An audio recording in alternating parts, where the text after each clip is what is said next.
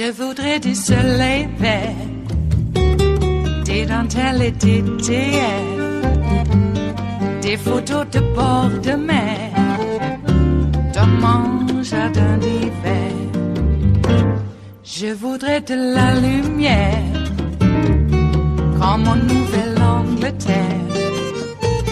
Je veux changer d'atmosphère, dans mon jardin d'hiver. Ma fleur, sous la pluie de novembre, tes mains qui courent, je n'en peux plus de t'attendre.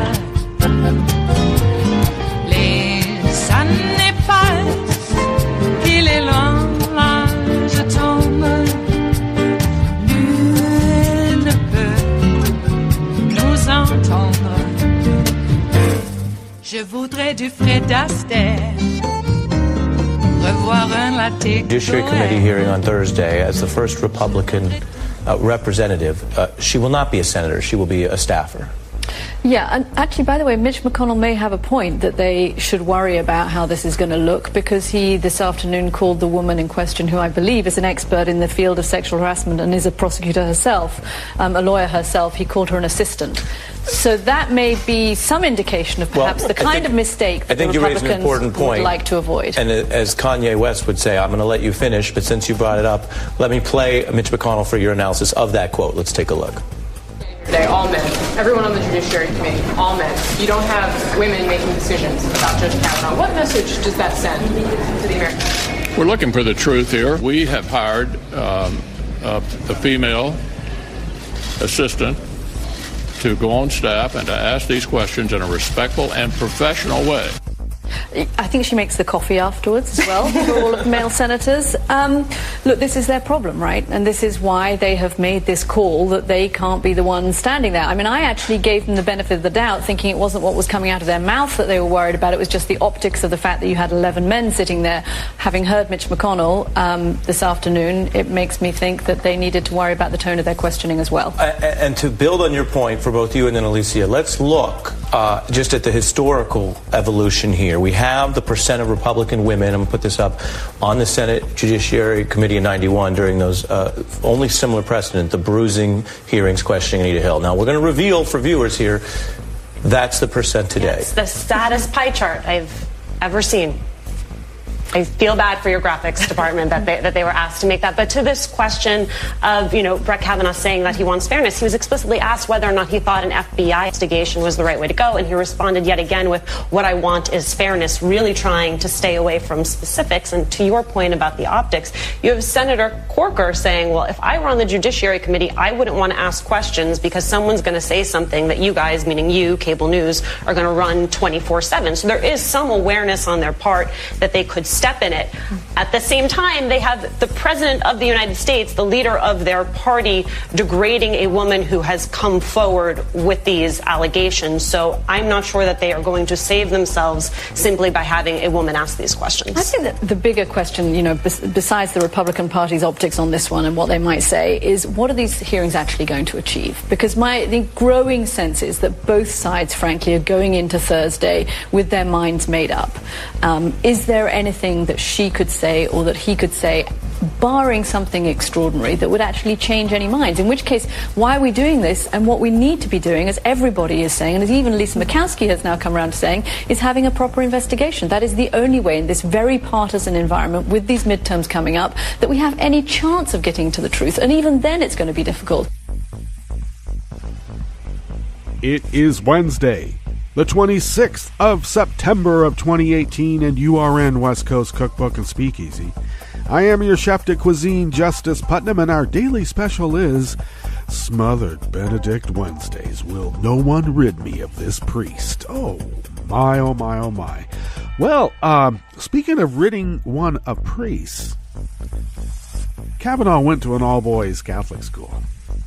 Okay, let's just be clear about that.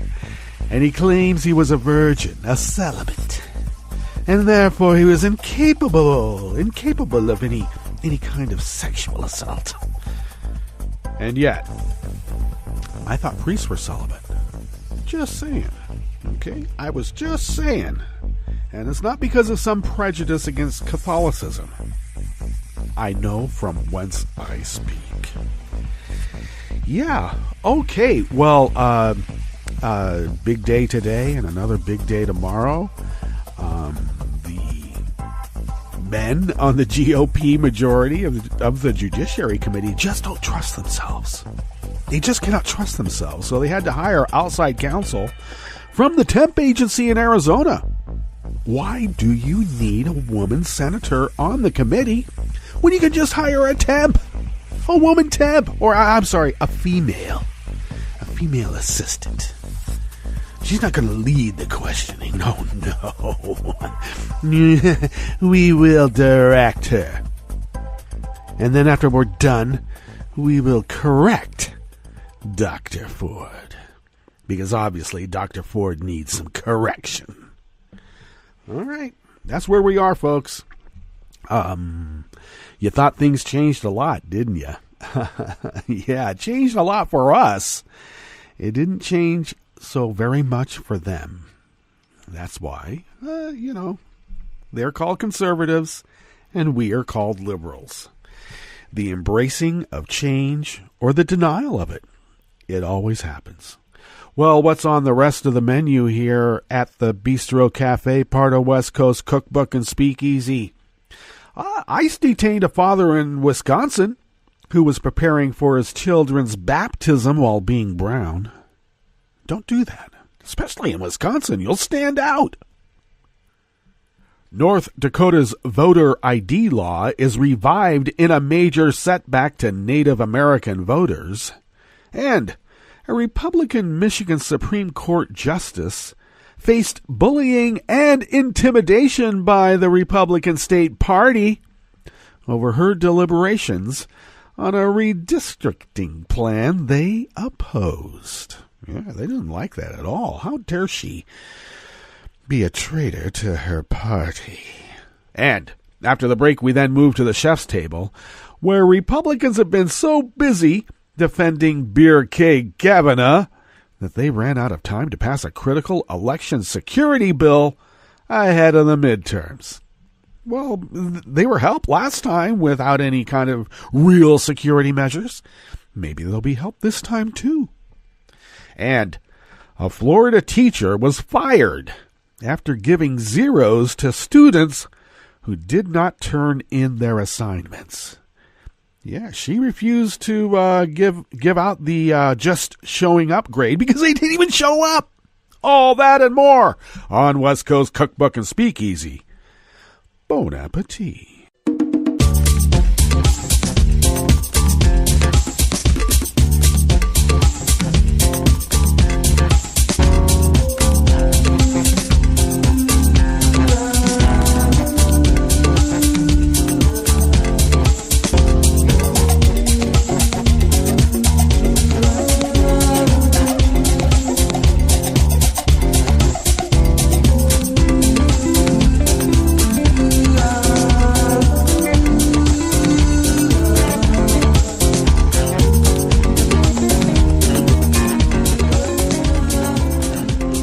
To our homepage at netrootsradio.com, you will notice a scroll on the page as it first opens, and those are links, by the way, in which you can find out if you are registered to vote.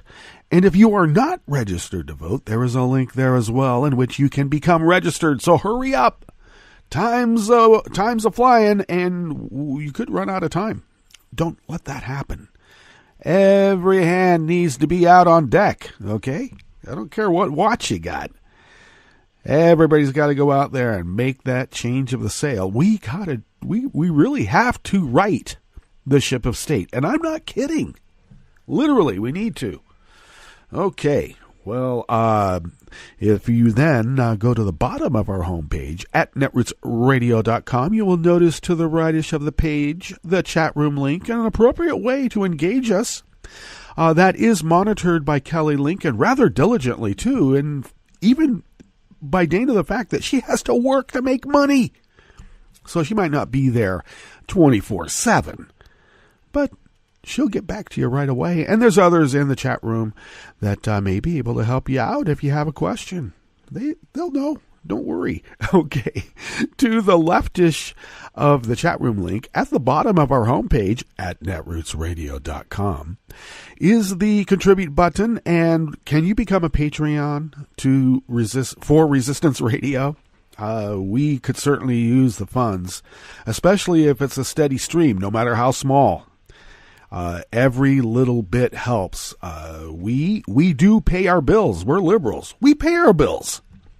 And that keeps the modem running and Resistance Radio resisting, and thank you for your generosity.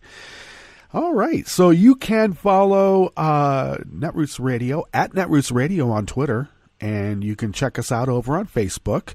You can follow me on Twitter at Justice Putnam, and I post the show notes and links diary for the show about 10 minutes every day before showtime.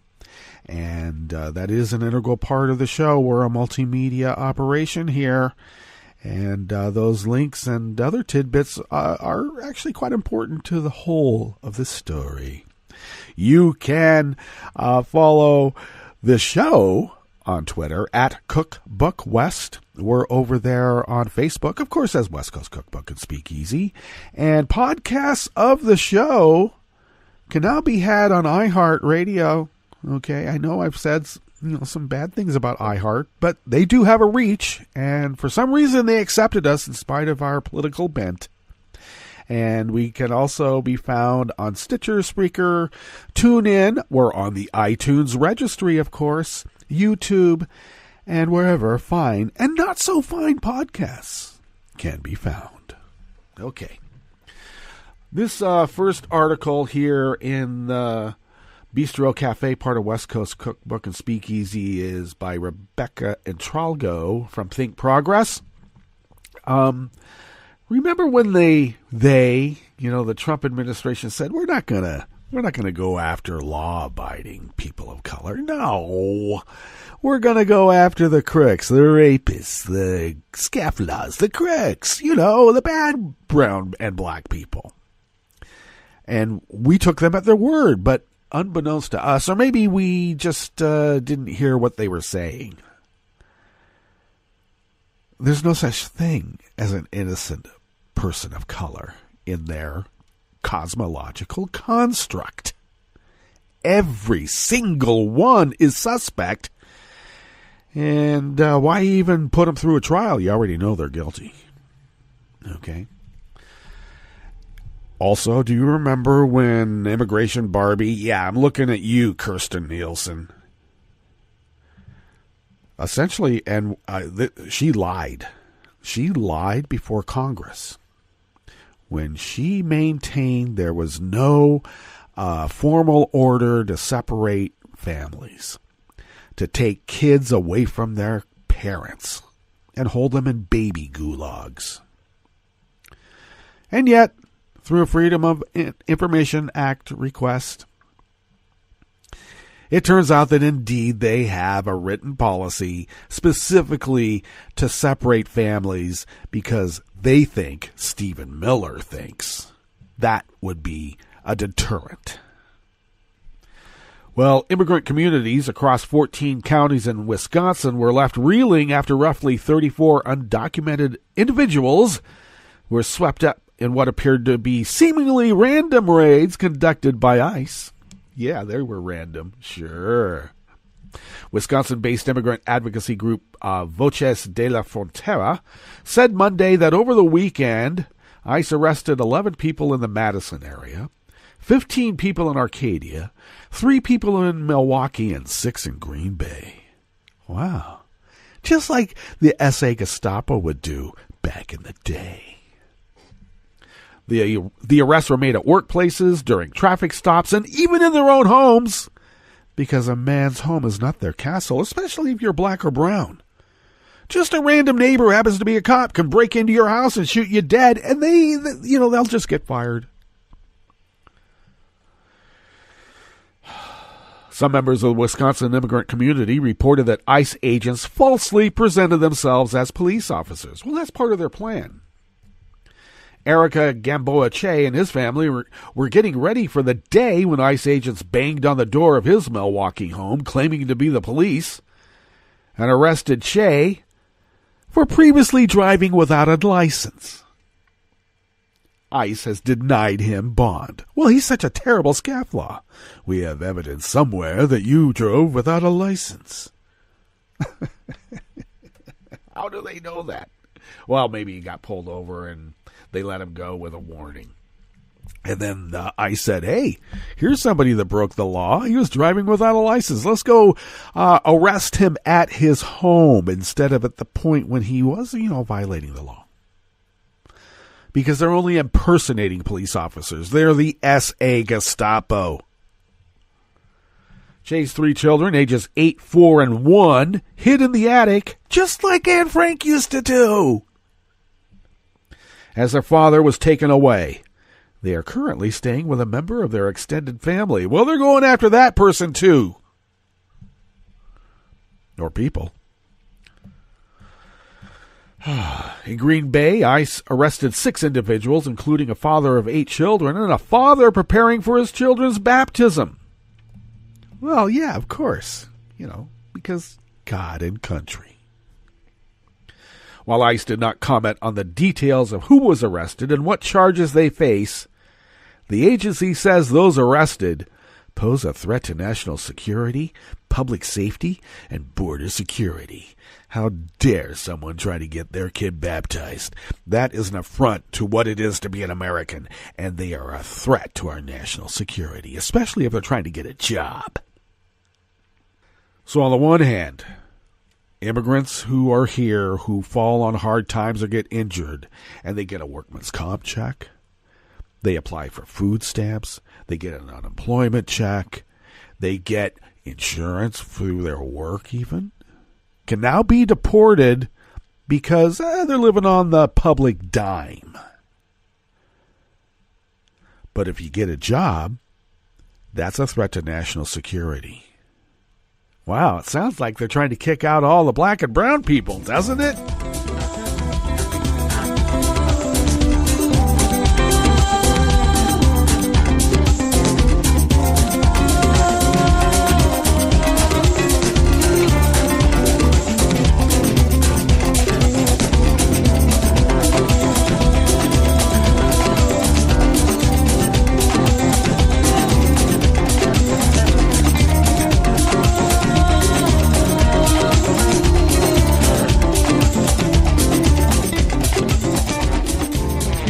Learner, also of Think Progress, brings us this next offering here at West Coast Cookbook and Speakeasy's Bistro Cafe, Smothered Benedict Wednesdays. Do not fear, it's just a really good hollandaise sauce for an egg dish. Oh, yeah. A federal appeals court sided with North Dakota in a lawsuit over the state's voter ID law, presenting a significant burden to Native American voters ahead of the November election. That's just coming up, too. A 3-judge panel of the 8th Circuit Court of Appeals stayed a lower court's injunction, which had required the state to accept a longer list of potential forms of identification at the polls, including IDs that show a voter's current mailing address instead of their current residential street address. The court found that the state would be irreparably harmed by the injunction during the general election in November of 2018. Oh, they mean the Republicans. Also remember, North Dakota is a unicameral house. There's only one house. That's how they do the checks and balances there. They don't have a Senate or an Assembly. No. One. Okay? And they tend to be, Republicans. Why? Figure it out. They don't let people vote, especially if they're Native Americans, if they're brown. I should, in the interests of transparency, my family on my dad's side does come from the Dakotas. And I would work on the family farm every summer from the time I was a little kid. In fact, I would save up my money from my paper route. This is how much of an idiot I am. You know, when you become a liberal, you do idiot things. Like you use your own money to travel and instead of trying to get someone else to do it for you. Well, I would pay my own way to go work on the family farm for free. Well, they gave me room and board. I mean, a place to sleep. And I got to tell you, some really good food. 3 times a day. Wow. And I got to tell you, the time that we would normally eat dinner, yeah, that was a pretty light meal. Supper. Now, supper was like what some of us would call lunch. It was a huge lunch. Now I'm thinking if I had that big of a meal in the midday like that, I'd have to take a nap. Get back out in the fields and bale hay after that meal? Give me a break. Well, what I did notice from my time in the Dakotas, and even as recently as, maybe 7 years ago now, when I went to visit family, the signage in some restaurants and gas stations and other places of business remain the same as I remembered them as a mere child in the mid-'60s when we would go to the family farm and visit. And then up through the late 60s and, right up until about 77 was when I stopped going for extended periods of time to the family farm to work because I was off to college and getting married. And what were the signs that I would see in places of business? Yeah. Indians not allowed. North Dakota. South Dakota. Well, many homes on Native American reservations lack traditional postal addresses, meaning they don't have a street address, so instead they go to the post office. But that's not good enough to be registered to vote. Oh no, you need a street address. Well, how does a reservation get a street address so that it will be listed on the regular registry of the white people's bureaucratic offices? Yeah, you gotta get them to sign it. And will they? Oh no, they won't. And what is the excuse? Well, you already have a post office box. There's the street address there. Maybe if they brought in their National Rifle Association identification card, maybe that would... Well, that is actually enough to have as ID to vote, but not if you're a Native American. Now, although North Dakota was not specifically covered by the Voting Rights Act's pre-clearance requirements, the state has similarly seen an increase in suppressive laws since the U.S. Supreme Court gutted the landmark voting law in its 2013 Shelby County versus Holder decision. As a result, Native voters in North Dakota and across the country have had to fight aggressively against the efforts to suppress their ballots. Well, the more people who vote, the worse for the Republicans. Everybody knows that. No one likes them. Since 2013, many of the 9 states that previously had to have federal approval to change their voting laws have implemented new laws that created new barriers to voting. And Native American populations have cut voting hours, states with large Native American populations have cut voting hours and opportunities, refused to add polling places on reservations, eliminated language assistance services, and fought to keep Native voters into majority white gerrymandered districts where they would never get political representation. Ever.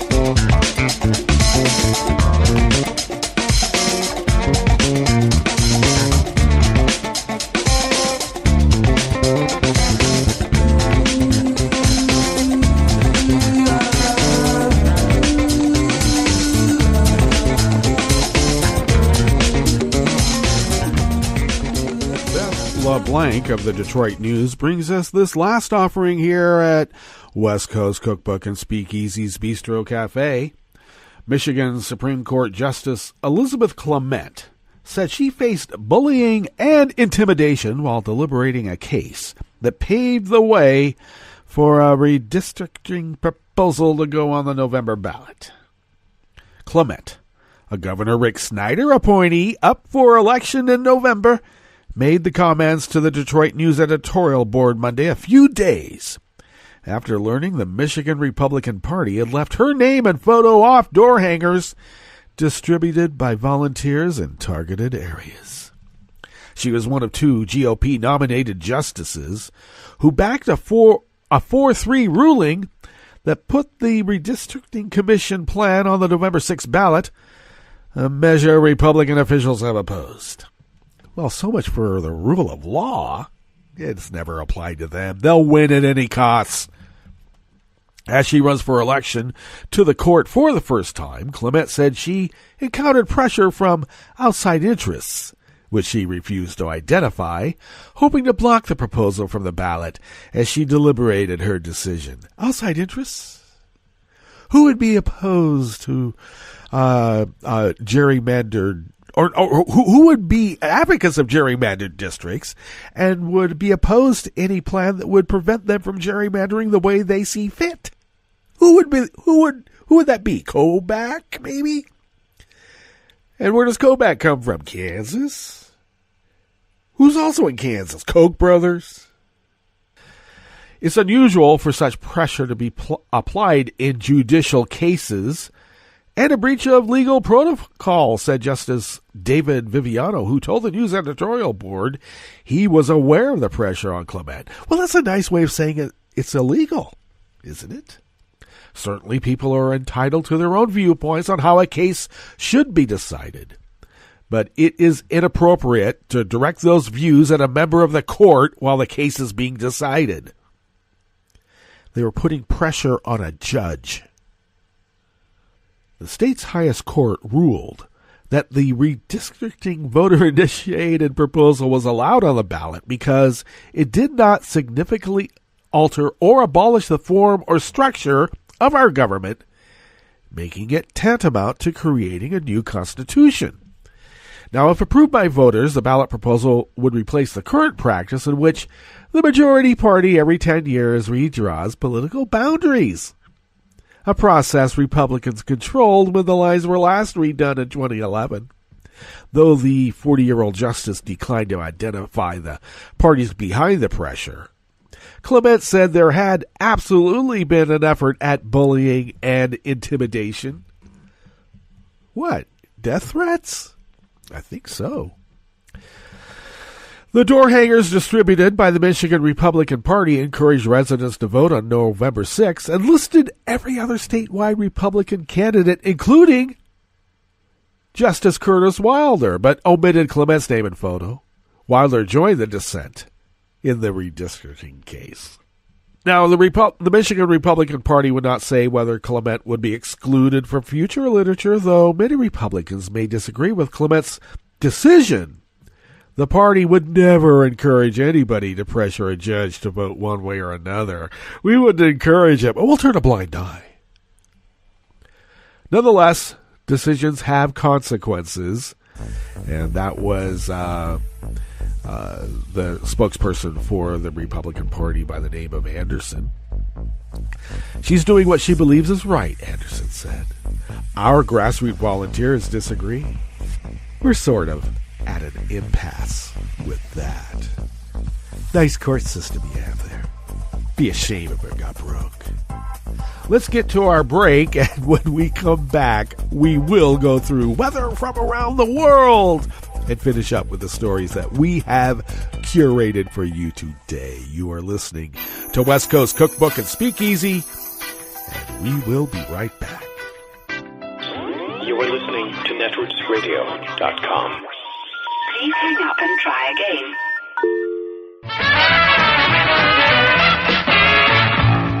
From a point at sea to the circles of your mind, a new force is at work for planetary transformation. New radio for a new Earth.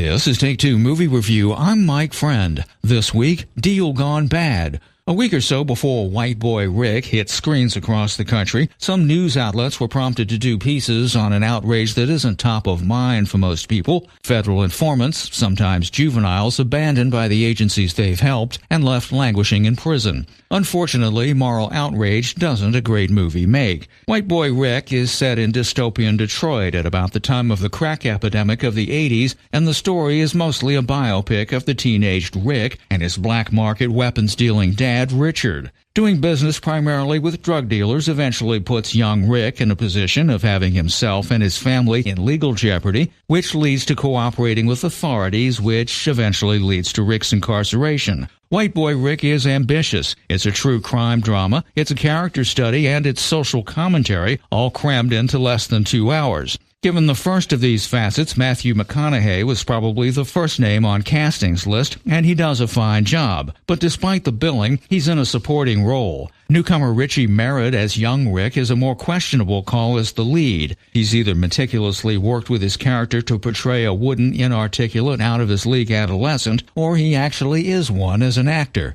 Time will tell. Bruce Dern and Piper Laurie as Rick's grandparents are as close as the movie gets to comic relief. Belle Powley stands out as Rick's junkie sister. It's the social commentary dimension which gets short shrift here and begs the question of whether the whole thing would have been better as a documentary. The financial and human costs of the situations like that portrayed in White Boy Rick deserve more attention than this project provides. This has been Take Two Movie Review. I'm Mike Friend. Catch up with us at take2moviereview.com and feed us back on our page on YouTube.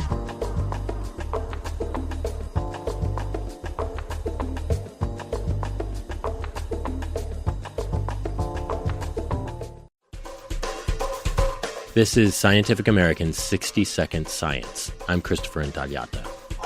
Every year, 20 million tons of salt are dumped on roads and highways across the U.S. to eliminate ice. And airlines spray up to 1,000 gallons of antifreeze on any one plane to de-ice it.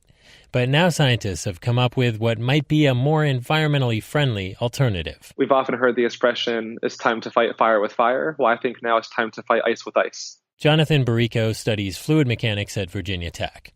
And what he means by that is if ice growth is inevitable, why not design certain areas of plane wings or roads or HVAC systems specifically to attract ice, to control the chaos and keep ice-forming moisture away from the rest of the surface.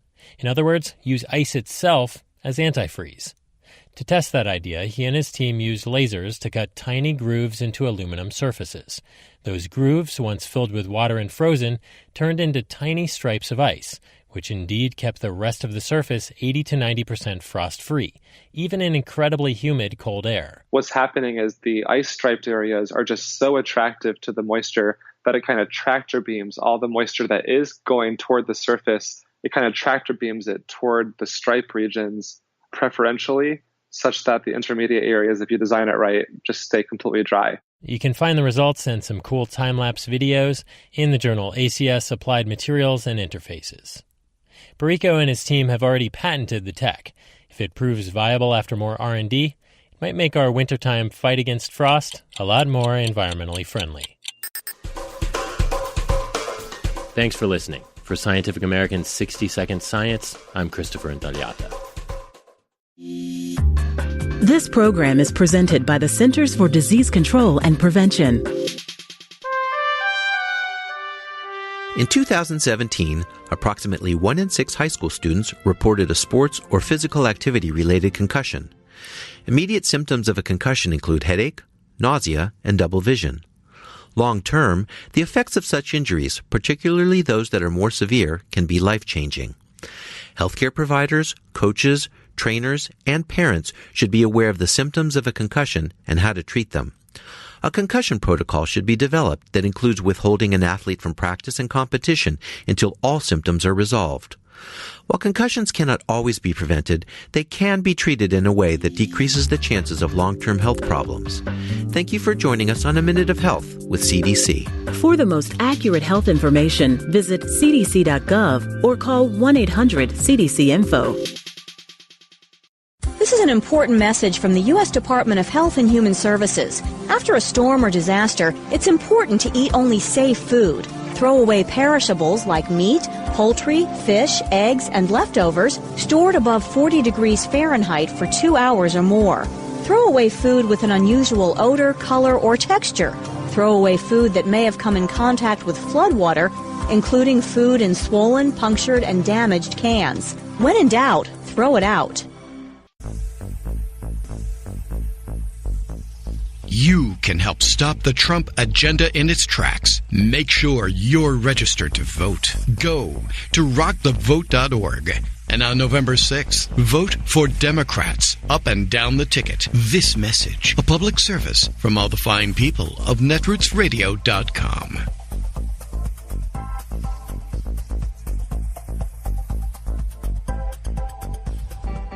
If you are a multi-millionaire, your right to protest in Washington, D.C. may be safe enough, but for everyone else... Listen up. This matters. I'm Louis Black, and this is the Civil Liberties Minute with ACLU attorney Bill Newman.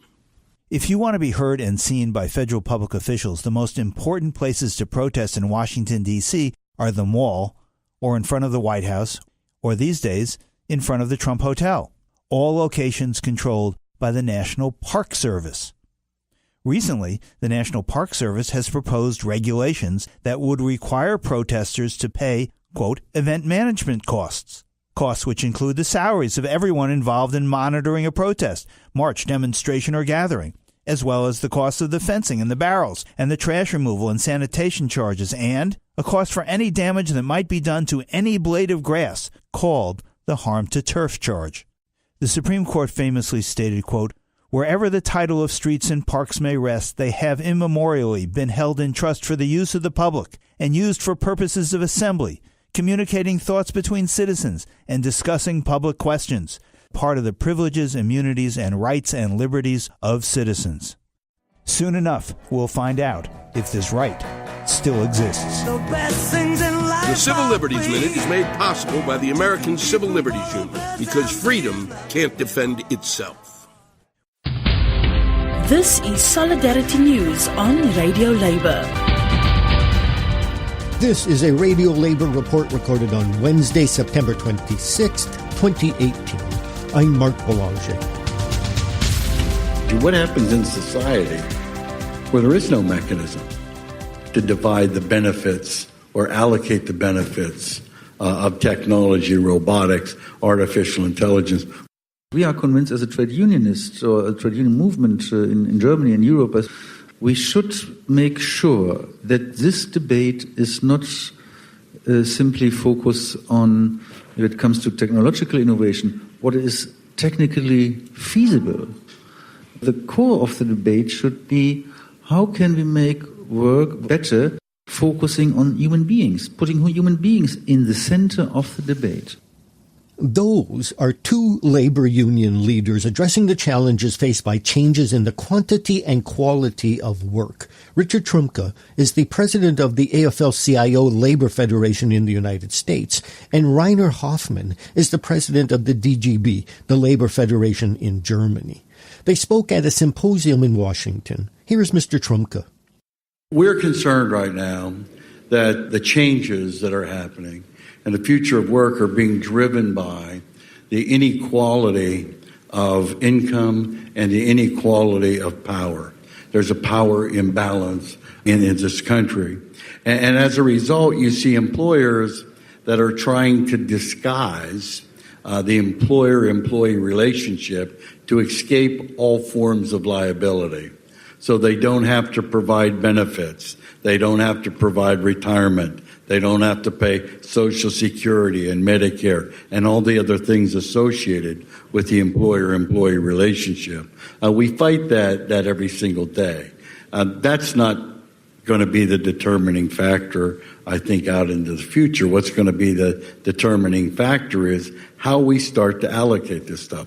Can we right the imbalance of power between employers or corporations and workers in this country? In response to the U.S. situation outlined by Mr. Trumka, Mr. Hoffman from the DGB Labor Federation described the German experience with changes in the world of work. I'm a trade unionist 30 years, and I can remember very well discussions we had at the late 70s, early 80s about the future of work, ? And we had philosophers, and their forecast was that paid work will have no future. If I look nowadays to the German labor market, we have the highest employment rate since the German reunification with 42 million employees. So I think the German labor market is quite robust, and we have faced a number of changes in the labor market over the last decades. And the situation which we are facing nowadays are driven by three megatrends. One is what has been stressed, the technological innovation, we are calling digitalization, but this is not the only driver. There is certainly, as a second driver, we have also identified in our report the ongoing process of globalization, which will change the world of labor. Not only in Germany, but especially in Germany, we are faced with the demographic challenge. On the one hand, we can see that people becoming older, which is a good thing. And the birth rate in Germany is still quite low. That means demographic challenges will also have consequences for the future of work, or the work of the future. And perhaps a final remark, which we are convinced as a trade unionist or a trade union movement in Germany and Europe, as well as the discussion showed this morning also in the United States, we should make sure that this debate is not simply focused on, when it comes to technological innovation, what is technically feasible. The core of the debate should be, how can we make work better, focusing on human beings, putting human beings in the center of the debate. And that's it. International labor news you can use. Thank you for listening. And remember, it's all about global solidarity. From UN headquarters in New York, I'm Luke Vargas with your World in 2 minutes. President Trump staunchly defended some of his more controversial policies in remarks to the UN General Assembly on Tuesday, telling heads of state that if they keep out of America's business, they can expect America to do the same. The United States will not tell you how to live or work or worship. We only ask that you honor our sovereignty in return. A lot has changed since Trump addressed the UN last year, and UN Chief Antonio Guterres said one worrying development is that too many leaders are failing to guard the common good. Trump could be seen as fitting that bill. His withdrawal from the Paris Climate Agreement leaves the U.S. as the only country not backing the landmark environmental deal, a point Trump did not acknowledge. Days after slashing the U.S. refugee admissions cap, Trump said his refugee policies are driven by a desire to keep conflict-affected refugees near their homes so they can one day rebuild. And after taking heat for policies separating migrant children from their parents at the U.S.-Mexico border, Trump said his immigration crackdown is actually about protecting migrants from exploitation. The United States is also working with partners in Latin America to confront threats to sovereignty from uncontrolled migration. Tolerance for human struggling and human smuggling and trafficking is not humane. Trump, or aide Stephen Miller, who penned today's speech, even gave this no-apology ideology a name. We reject the ideology of globalism, and we embrace the doctrine of patriotism. And if countries want to criticize the U.S., Trump told them what to expect. Moving forward, we are only going to give foreign aid to those who respect us and, frankly, are our friends. Luke Vargas, the United Nations.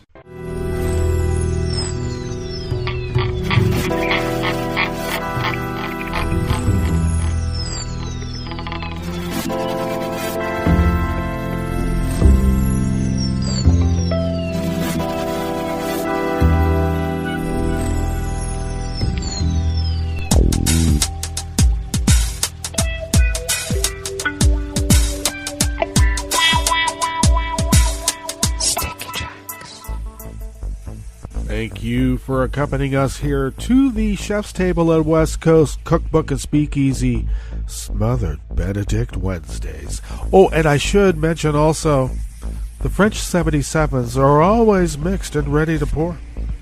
All right, we always begin, whether from around the world, along the banks of the Rogue River in the Rogue River Valley of Southern Oregon on the west coast of the continental United States of America, where it is currently, 48 degrees Fahrenheit. Ooh, a little chilly. We're only supposed to be down in the low 50s. What happened? Well, things happen. We have a little microclimate here where the mothership resides at positively 3rd and Marie. And we will be slightly warmer than yesterday. We were about 91 yesterday here. And it looks like we're going to go up to about 94, 95. The low is supposed to be in the mid-50s overnight. We'll see about that. Probably be about 50. Would that be nice? And then tomorrow we will have about the same temperature, 94, 95. The winds currently are out of the east-northeast. That's why it's bringing in that warm air. Very light and variable, and will remain so at least for the next several days, though I must mention there is a forecast for about a third to a little bit more of an inch of rain Saturday and or Sunday. And we're looking forward to that. Because minerals from the sky is always helpful as long as it's not freezing, because I'm not ready to harvest some things just yet. All right. So warmer than we were yesterday. And, so dry conditions will continue until hopefully the weekend, and then we'll have some rain. Ragweed pollen remains high. The air quality index is good, holding at 35 parts per million. And that daytime UV index at 5 is in the moderate range, and that is decreasing quite a bit, ever so slowly. Barometric pressure is falling at 30.07 inches. Visibility is up to 10 miles, and relative humidity is down to 45%. Wow, it could get dry. Good thing I watered. Gardener fertilized yesterday, so we'll get some green.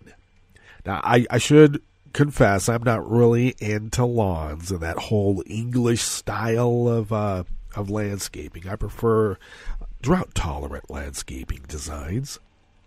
But have a lawn here, and it actually cools the place off.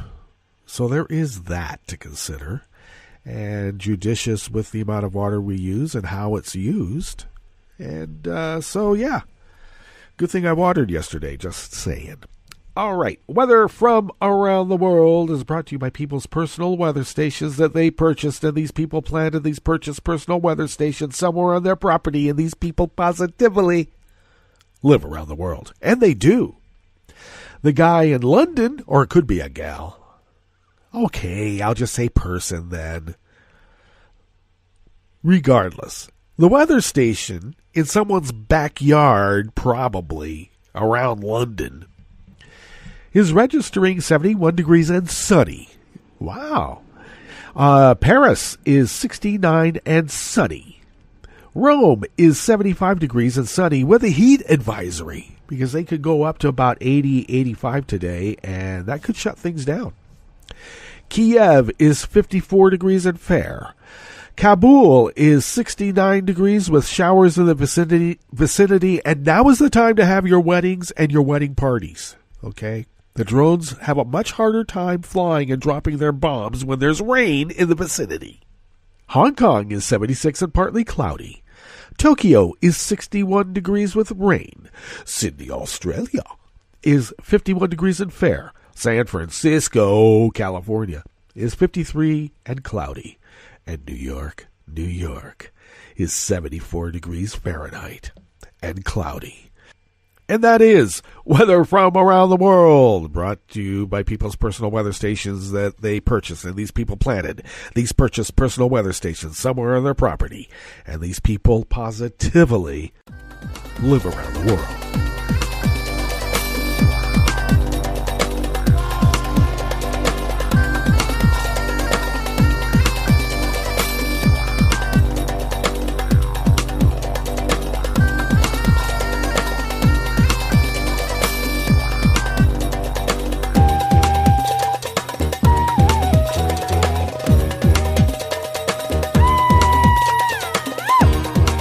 great Carolyn Orr from Share Blue Media brings us this first offering here at West Coast Cookbook and Speakeasy Chef's Table. You know, Republicans have spent so much time and energy trying to defend Trump's Supreme Court nominee in the wake of multiple serious allegations of sexual assault, and I might add, lying about his finances. How does somebody pay off the debts that he incurred on the salary that he has? I mean, I know we're checking his wife's too. Things just don't add up. And we don't ever hear about that, but the salacious stuff is what will bring him down. I guess you got to use what you got to use, but still, I'm not trying to minimize or, you know, the sexual assault allegations, because they're much more than just allegations, all right? And it does go to the character of the man. But while they were defending this, I don't know, Beer Keg Kavanaugh? Oh, I blame it on the fact I was blacked out during those times it occurred, but I never drank. I was sober. Went to church every Sunday. Mass. Yeah, well, if you weren't serving Mass, well, I don't know. I'm not going to say altar boys are any better. In fact, there's a lot of frat-type attitudes and altar boy life, too. And there was a lot of us who fought against that also. Well, while they're defending that guy, Republicans haven't even agreed on the final text of a bipartisan election security bill known as the Secure Elections Act, which would have required states to use backup paper ballots and perform audits after elections to ensure that no voting systems were hacked or otherwise compromised. And just things happen. The time to get that passed or even looked at, oh, well, that expired. Oops, ran out the clock. Darn. It also called for establishing an advisory panel of independent experts to develop guidelines on election cybersecurity and to identify and remedy vulnerabilities. Well, they were able to find a temp to be able to ask a few questions of Dr. Ford, and she's not going to be asking Kavanaugh one thing, even though that's what her expertise is in. Weird, isn't that? So while they're doing that, cybersecurity to protect our elections. Paper ballots, you mean that can actually be counted? We can't have that. Do you know how long it took us to get these touchscreen things in all these precincts? I mean, there were some people who are just really old school. They wanted to use paper ballots, and we had to convince them that was not really a good, efficient way of running a democracy. And now, we're not even going to keep an outside hostile foreign power from hacking our elections like they did before. Thanks to a lack of political will in the White House and among congressional Republicans, the bipartisan election security bill will not be passed in time for the midterms, meaning that our elections will remain just as vulnerable to cyber attacks as they were during the 2016 presidential race.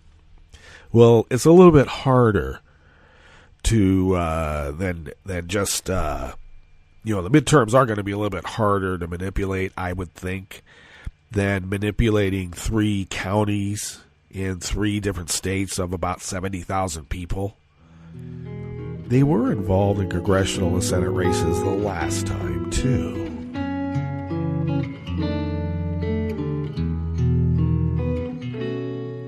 Je te donne seulement l'amour pour la vie entière.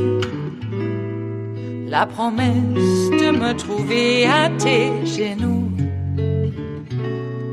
Aussitôt que tu m'appelles, rester toujours fidèle. C'est tout, c'est tout.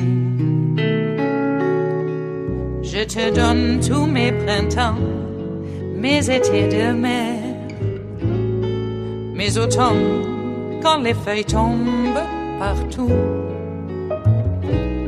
Si ce n'est pas une bonne affaire, je te donne tous mes hivers, c'est tout. Mike Moffat of The San Francisco Chronicle brings us this last offering here at the chef's table of West Coast Cookbook and Speakeasy, Smothered Benedict Wednesdays. Another confession, or just in the matters of transparency, I'm not a big fan of handing out participation medals, okay? And I'm also not a big fan of handing out participation medals when you don't show up to even participate. I just don't get that. Okay, well, a West Palm Beach, Florida teacher is out of a job after she refused to give students any credit for work they did not complete. The 8th grade history teacher at Westgate School in Port St. Lucie had assigned an Explorer notebook project to her students last month and gave them 2 weeks to complete it. But many did not return in the homework. And that was according to local media reports. Before giving the students who blew off the assignment no credit, Diana Torrado checked the school's grading policy, which is spelled out in the school's student and parent handbook. Instead of a 0, the policy dictates students must be given 50% credit. That didn't seem right to Torrado, so she checked with administrators. But what if they don't turn it in? And they say we'll give them a 50? Oh, no, we don't, said Torrado, according to the TV station there. Well, the school terminated her on September 14th. On her final day, she wrote a note to her students on the classroom whiteboard. The message, which was posted on her Facebook page, said the following: Mrs. Torrado loves you and wishes you the best in life. I have been fired for refusing to give you a 50% for not handing anything in. Torrado had been in her probationary period, and the termination letter from the principal listed no reason for the action. Oh, yeah, well, we could just tell she's an independent thinker, and you can't have that, especially with a newbie. What if they start coming in and actually teach? I know there's reasons for why they have these strata of authorities. Well, when asked about the no 0 policy, Carrie Padrick, the school district chief information officer, released this statement. It read in part, there is no district or individual school policy prohibiting teachers from recording a grade of 0 for work not turned in. The district's uniform grading system utilizes letter grades A to F and numerical grades 100 to 0 and grade point averages from 4 to 0. But what about the handbook's 50% rule? Patrick's response did little to clarify the issue. He told the Orlando Sentinel, some classroom teachers and school faculties have discussed the range of points for work submitted in each grading category. Wow, this guy's looking for a job with a real PR firm, I think. If Torrado was fired for a reason other than handing out 0s for work not completed, the district is not saying what it is. Well, we know why. All right, we are at the end of our broadcast period for the day, but Netroots Radio broadcasts on for all the breaking news, and we will visit with you tomorrow for Tarrytown Chowder Tuesdays. So stay tuned for that, and do stay tuned all day and all night for all that breaking news on Netroots Radio as it breaks, and we will visit with you tomorrow in West Coast Cookbook and Speakeasy. Bon appetit.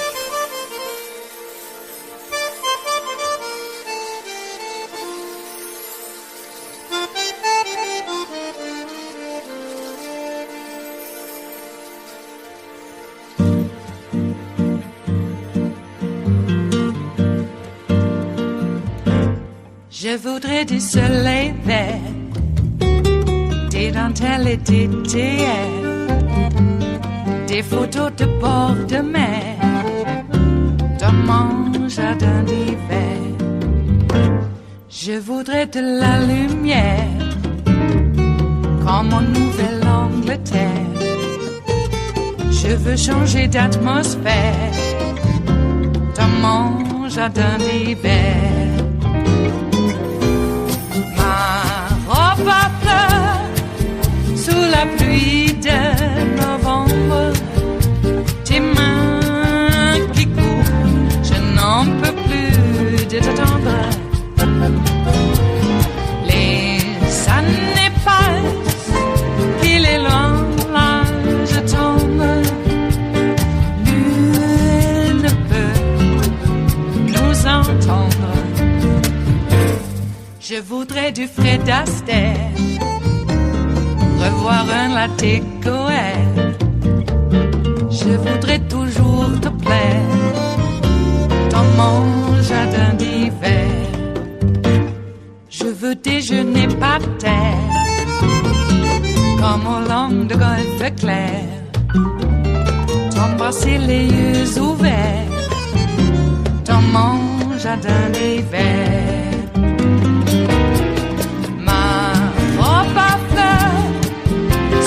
Pluie de novembre, tes mains qui courent, je n'en peux plus de t'attendre. Les années passent, il est loin, là je tombe. Nul ne peut nous entendre. Ba-da-da-dum-di-da-dum. Ba-da-da-dum-di-da-dum. Ba-da-da-dum-di-da-dum. Dans mon jardin d'hiver. Ba-da-da-dum-di-da-dum. Ba-da-da-dum-di-da-dum. Ba-da-da-dum-di-da-dum. Dans mon jardin d'hiver. Dans mon jardin d'hiver. Dans mon jardin d'hiver.